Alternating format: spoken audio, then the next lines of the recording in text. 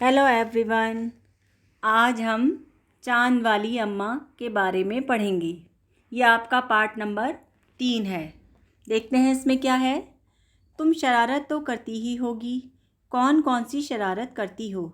इन चीज़ों का इस्तेमाल तुम कोई शरारत करने के लिए कैसे करोगी? झाड़ू, पंख, कागज़, गुब्बारा। बहुत समय पहले की बात है। एक बूढ़ी अम्मा थी, बिल्कुल अकेली। उसका अपना कोई न था। घर का कामकाज उसे खुद ही करना पड़ता। सुबह सुबह उठकर कुएं से पानी लाना, खाना बनाना आदि। उसके साथ एक परेशानी थी। वह रोज़ सुबह उठकर जब घर में झाड़ू लगाती तब तक तो सब ठीक रहता, पर जैसे ही वह आंगन में जाती और झाड़ू लगाने के लिए झुकती, तभी आसमान आकर उसकी कमर से टकराता। अम्मा उसे घूर कर देखती तो वह थोड़ा हट जाता। फिर वह जैसे ही दोबारा झुकती, आसमान फिर अपनी हरकत दोहराता। 1 दिन, 2 दिन, 3 दिन, लगातार यही क्रम चलता रहा। क्रम माने प्रोसेस या सिलसिला। अम्मा झाड़ू लगाए और आसमान उसे तंग करे। एक दिन कुएं पर पानी भरने को लेकर अम्मा का किसी और से झगड़ा हो गया। अम्मा ज़रा गुस्से में थी। वह झाड़ू उठाकर आंगन में गई और जैसे ही झुकी, आसमान ने अपनी आदत के अनुसार उसे फिर छेड़ा। अनुसार यानी मुताबिक, कि जैसे कि उसकी आदत थी बार बार छेड़ने की, उसने उसी तरह से फिर छेड़ा। अम्मा ने आओ देखा ना ताओ और कसकर एक झाड़ू आसमान को दे मारी। आसमान झट हट गया, पर वह भी अपनी आदत से मजबूर था। दूसरी बार फिर अम्मा के झुकते ही टक्कर मारने लगा। अम्मा ने फिर पूरी ताकत से उस पर वार किया। आसमान को शरारत सूझी। इस बार उसने झाड़ू पकड़ ली। उधर अम्मा भी झाड़ू पकड़े थी। रस्सा कशी शुरू हो गई। झाड़ू का ऊपर वाला हिस्सा आसमान पकड़े हुए था तो नीचे वाला अम्मा। दोनों छोड़ने को तैयार नहीं थे।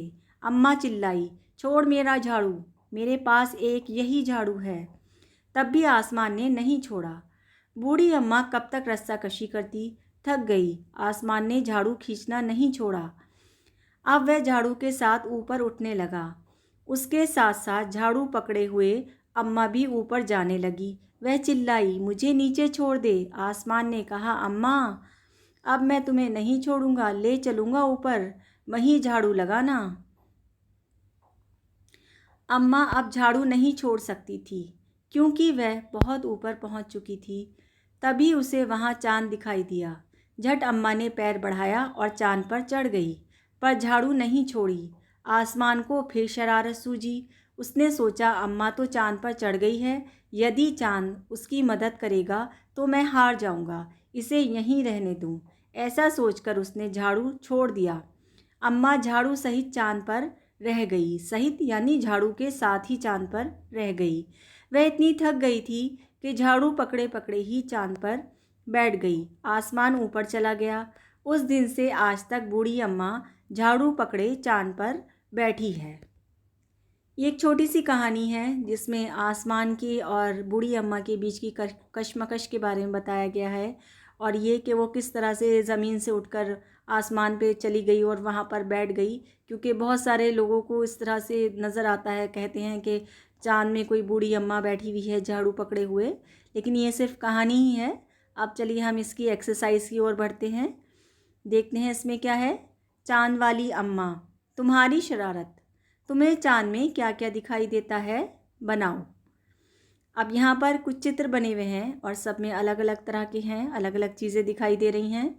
तो जिसको चाँद में जो नज़र आता है वो उसके हिसाब से अपना चित्र बना सकता है। ये आप लोगों के ऊपर है। अब इसकी नेक्स्ट एक्सरसाइज क्या है। यहाँ है प्रश्न उत्तर। प्रश्न नंबर 1 है, चित्रों को देखकर बताओ कि अम्मा के साथ कौन कौन रहता था। उत्तर, अम्मा के साथ बादल, तितली, झाड़ू, आसमान रहते थे। प्रश्न नंबर 2, चाँद वाली अम्मा झाड़ू क्यों नहीं छोड़ना चाहती थी।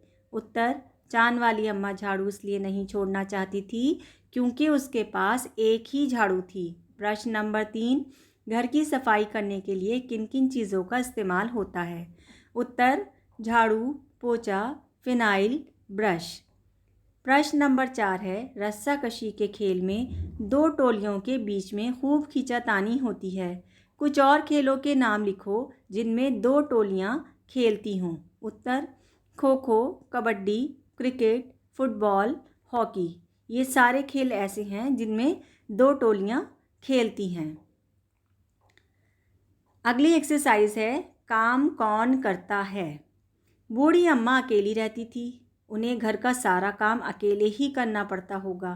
उन कामों की सूची बनाओ जो उन्हें सुबह से शाम तक करने पड़ते होंगे। सूची कहते हैं लिस्ट को। यह भी बताओ कि तुम्हारे घर में ये काम कौन कौन करता है। अब यहाँ पर दो बॉक्सेस हैं और दो दो ऑप्शंस हैं। एक में बूढ़ी अम्मा के काम लिखने हैं और दूसरे मेरे घर में कौन करता है।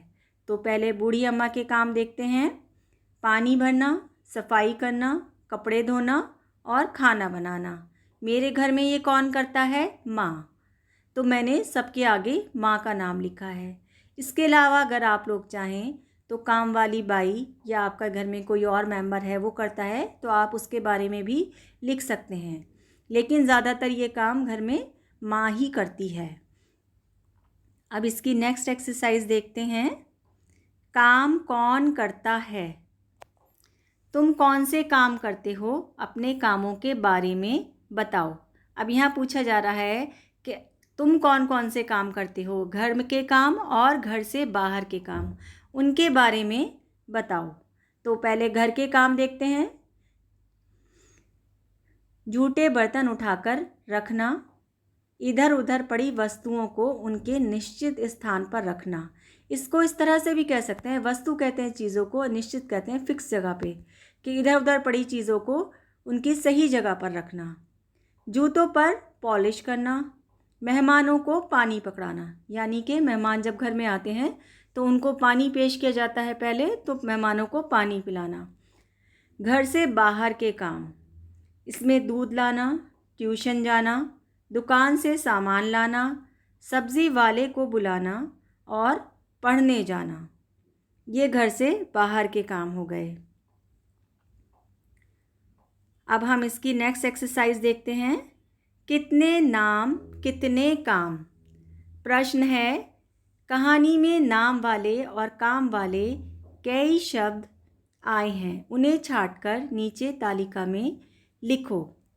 जो इस किताब की कहानी में जो शब्द आए हैं हमें सिर्फ वही लिखने हैं, अपनी तरफ से नहीं लिखने। पहले में नाम वाले शब्द लिखेंगे और दूसरे में काम वाले शब्द। नाम वाले शब्द कौन से हैं? आसमान, चांद, पानी, झाड़ू। काम वाले शब्द उठाना, खाना बनाना, पानी लाना, झाड़ू लगाना।